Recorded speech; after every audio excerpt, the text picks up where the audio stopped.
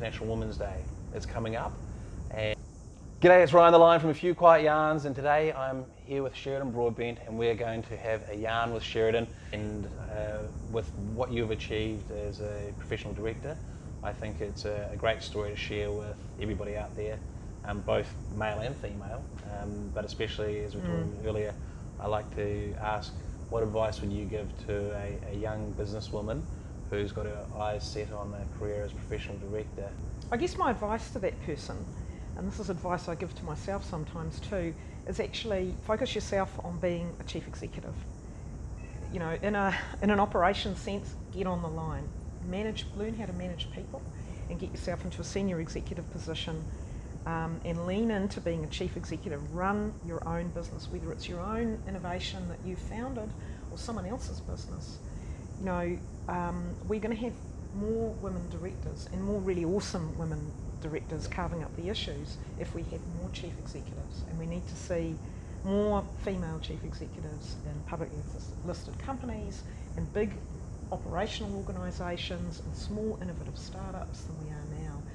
And I think sometimes there is a tendency for women to kind of take a bit of a sidestep in their careers and end up in specialist roles. It's really hard if you've had kids to come back into a line management role where you've got big teams, and I think that's where we're losing a lot of future chief executives, is that if you are a chief executive watching this, or if you are on a board, you know, we need to think of ways where we can bring women back into the workforce after they've had kids and get them back onto the line. You can do it if you want to do it, but you know, I often see, particularly in tech and engineering, where women will come back and then choose a specialist role, you know, project engineering or specialised development or quality or whatever, where you kind of end up down a career cul-de-sac, and from that position you're never going to be CIO, COO or chief executive.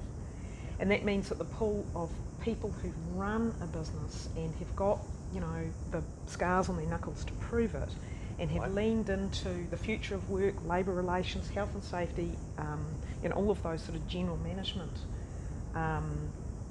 things that you need to understand when you're running a business, we're losing them. And so are we getting the pool of well-rounded business leaders in the directors of the future? And you know, I do have a question in my mind about that. So I would say to any young girl, I've got a niece who's got such incredible potential, Kira, and you know, for her, put your eyes on being a chief executive, don't muck around, and pin your ears back until you achieve your dream. Great advice. And that's going to mean that things are going to look different. And me being at the office for 40 hours a week, and the culture of presenteeism, and us having face-to-face meetings, and all of the other things that you know just happen because they've happened for the last 200 years are going to change, and they have to change. Yeah. So I'm pretty excited about the future of the workforce and how that's going to make women in particular, but also anybody, feel like they can be the chief executive and create an environment where everyone's got their say, and where we're not all working 40 hours a week. The benefits and productivity and the success you can get out of it are huge. So I think, you know, for those who are in a position to influence, we need to make room.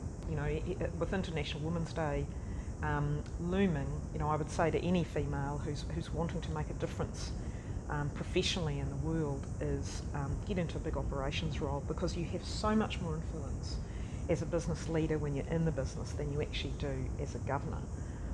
And I remember when I was an executive at companies like Telecom and even Genesis Energy, when you look up at the board and you think, oh my gosh, it's so scary and they've got so much influence. But actually you've got much more influence on how things roll when you're in an executive position. You're in it every day. Yeah. That makes great sense as well. Yeah. Okay. Well, thank you very much for sharing that.